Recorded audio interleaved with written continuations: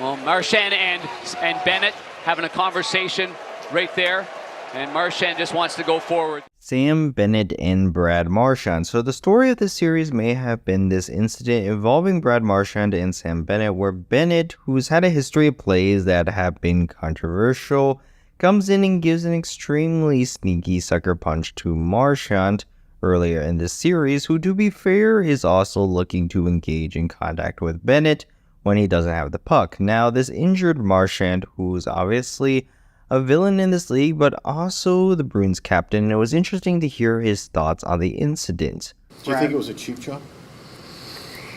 I think that it was, he plays hard. Yeah, it sucks to be on the other side of it, but, that stuff happens. So I'm not going to sit here and complain about it. That's part of the game. Of course, he was speaking to the media, so he's got to really watch what he says here, but he doesn't seem to really mind it. He thinks it's part of playoff hockey, and he even said he came out on the other side of plays like this. So you gotta give him some credit for acknowledging that. But with Marchand back in the lineup in Game 6, the Florida Panthers look to close out the Boston Bruins on their home ice for the second year in a row, and this time they did it with a Forsling last-minute goal to put the Cats up 2-1. It was interesting to see how then the handshake line would transpire between these two teams, particularly between Sam Bennett and Brad Marchand. And although I don't think anything bad was really said between the two, Marchand is the Bruins captain after all, and Bennett's been in this situation before.